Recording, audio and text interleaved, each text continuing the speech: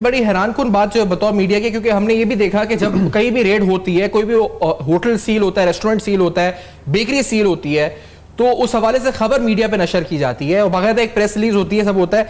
मैं जो आपको नाम जो रिपोर्ट्स दिखा रहा हूं, ये बड़े नामवर जगह हैं और मैंने नहीं देखा इनके बारे में कोई खबर आई हो जब ये रेड हुई हो, या जब ये फाइन हुआ हो जब कोई खबर आई हो, या ये जब रिपोर्ट आई हो जब कोई खबर आई हो। ये सब चीजें आखिर दबा ली गई या रोक दी गई, या उस तरह इनका चर्चा नहीं किया गया जिस तरह होना चाहिए था।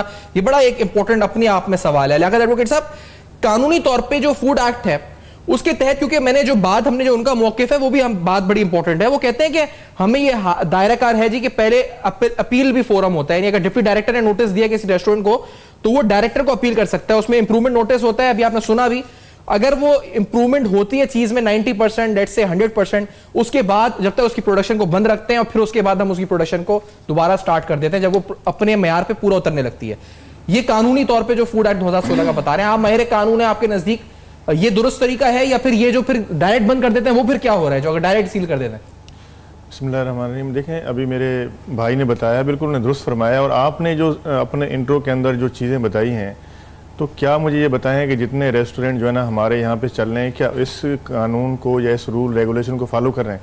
पहली बात तो ये है कि जैसे सिंध फूड अथॉरिटी के क़याम में लाया गया, तो क्या उन्होंने जो है ना अपनी जिम्मेदारी जो है निभाई? मुझे तो उनकी कोई ऐसी जिम्मेदारी नज़र नहीं आई। देखें, फूड एक्ट हमने बना दिया, इदारा हमने कायम कर दिया, उसके बाद सिंध फूड अथॉरिटी की ये जिम्मेदारी बनती है कि जितने होटल्स हैं, रेस्टोरेंट्स हैं, यहाँ पे सबको ये रेगुलराइज करें, सबको जो है ये अखबार के अंदर देते हैं, मीडिया के जरिए कि अपने अपने लाइसेंस इशू करवा लें और वहाँ पे आके अपने रजिस्ट्रेशन करवा लें। उसके बाद ये उसको मॉनिटर करते हैं। और दूसरी बात यह है कि ये अपने कंप्लेंट सेंटर बनाते हैं कि अगर कोई शख्स वहाँ किसी होटल पे जाता है, कहीं पे कोई वायलेशन देखता है, तो वो जाके उस अपनी को कंप्लेंट वहाँ पे दर्ज करवा सके। ऐसा कोई सेंटर हमें नज़र नहीं आया। बिल्कुल जो है वो मेरे अभी भाई कह रहे थे, इदारा तो हमारा बन गया, लेकिन उसकी कोई कारकर्दगी, कोई उसका जो है ना ऑफिस का या लोगों को इसके बारे में कोई अवेयरनेस नहीं है। अभी मीडिया के बारे में मीडिया के जरिए पता चल रहा है कि ऐसा कोई इदारा है। देखें, माजी के अंदर बेशुमार वाक़या हुआ है। आपको याद होगा कि इब्राहिम हैदरी के अंदर जो है ना वहाँ पे एक रेस्टोरेंट के अंदर जो है ना वो बच्चों ने खाना खाया, उनकी अमवात हुई।